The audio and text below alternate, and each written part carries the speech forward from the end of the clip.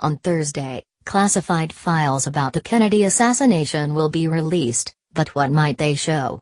Where were you when Kennedy was shot? Tony Glover was there, in Dallas, watching by the side of the road. She was 11 years old. I had a troubled childhood, she says. I thought if I could get Kennedy to look at me, and wave at me, that would mean we had a personal relationship, and everything at home would be perfect. It was magical thinking from an 11-year-old. Tony got to the Dealey Plaza early and found a perfect spot to watch the president's parade. He came by, he smiled and waved, she says. Jackie smiled and waved, she was on my side. He turned the corner. I thought, I am going to follow this car until it disappears because it's the president. I am going to watch every second I can. And then his head exploded. It just exploded. She told her mother that someone had thrown fireworks into the car. But really, I knew different, she adds. Now, 54 years later, Dr. Tony Glover is an associate professor at the University of Scranton in Pennsylvania. I believe in facts, she says. I went to a JFK conference where there were a number of conspiracy people. Some of it is insane. Some of it is absolutely crazy.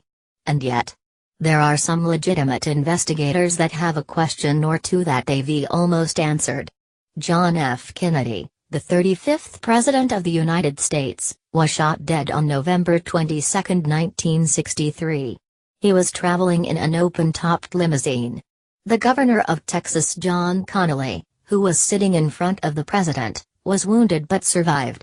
Within an hour, Dallas policeman J.D. Tippit was also killed. Soon afterwards, Lee Harvey Oswald was arrested. Within 12 hours, he was charged with the killings of President Kennedy and J.D. Tippit. On 24 November, Oswald was shot dead in the basement of the Dallas Police Department by Jack Ruby, a local nightclub owner. The shooting was captured live on television. Ruby was convicted of killing Oswald and sentenced to death. He appealed but died of cancer in 1967, before the retrial. A week after Kennedy was killed, President Lyndon B. Johnson set up a commission to investigate the case. The Warren Commission's report, published in September 1964, said that there were other investigations. In 1992, a law passed by Congress meant all assassination-related records, around 5 million pages, were transferred to the National Archives. Around 88% of the records are open in full, 11% are open but with sensitive portions removed, and 1% are withheld in full. According to the 1992 law, all records must be published in full within 25 years, unless the president says otherwise. The deadline is Thursday. Tony Glover, who saw the killing aged 11, thinks there may have been a second shooter. Some people believe the other gunman fired from the grassy knoll, which the president's limousine passed. Tony thinks the second shooter, if there was one, could have been on the other side of the road. There's fairly substantial evidence, she says. It has some validity to it. Jefferson Morley is a former Washington Post reporter who has written several books on the killing, including one, out this week, about former CIA counterintelligence chief James Angleton. I've never written about a conspiracy theory, he says. I report new facts about the assassination. He tends to doubt that Oswald shot JFK. He says it's more likely the fatal shot came from in front of Kennedy, rather than behind. Look at the Zapruder film, says Morley. Kennedy's head goes flying backwards. I know there's a theory that if you get hit by a bullet from behind, the head goes towards the source of the bullet. But as a common-sense explanation, it seems very unlikely. That sure looks like a shot from the front. Morley has other reasons to doubt the official story.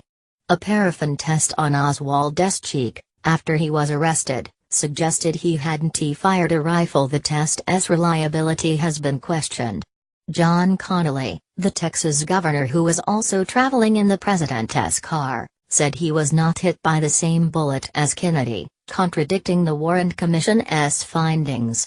And Morley thinks other parts of the official explanation don't add up. The official story, There was this guy Oswald, who nobody knew anything about, who came out of nowhere and shot the president. That story we know, beyond a reasonable doubt, is false, he says. Oswald was monitored by the counterintelligence staff of the CIA and by James Angleton for 4 years, from December 1959 when they opened their first file, to November 1963.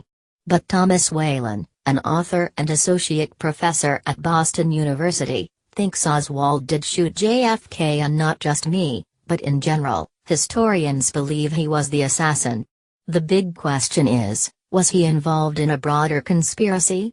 While the Warren Commission said Oswald acted alone, it did note that he traveled to the Soviet Union in 1959, unsuccessfully applied for Soviet citizenship, and lived there until 1962. It also found that Oswald, a self-proclaimed Marxist, visited the Cuban and Russian embassies in Mexico City in September 1963, 2 months before Kennedy was shot. Whalen says the newly released documents may shed light on this trip. What was Oswald doing in Mexico City weeks before the assassination? Did he meet Cuban and Soviet intelligence officials? Did they give him a green light? Certainly Fidel Castro, Cuban Prime Minister, then President, had motive to kill President Kennedy. We being the United States government, were trying to kill him. Bruce Miraglio, a lawyer from St. Helena, California, has read many thousands of books on Kennedy and his assassination. In fact, I am sitting in my office looking at the 26 volumes of the Warren Report, he says. Although he says the report made mistakes, he basically supports its conclusions. He does not believe there was a second gunman, is skeptical of conspiracy theories, and is not expecting huge revelations in Thursday's documents. The number of people that would be involved in the cover-up is so vast, it seems almost impossible they would keep anything earth-shattering under wraps, he says. Tony Glover says it will be interesting to see what emerges. She, though, will remain a witness, rather than an investigator. I can't validate anything, she says. I was at an exuberant presidential parade, everybody hopping up and down, thrilled out of their mind. 15 seconds late we were in abject dread.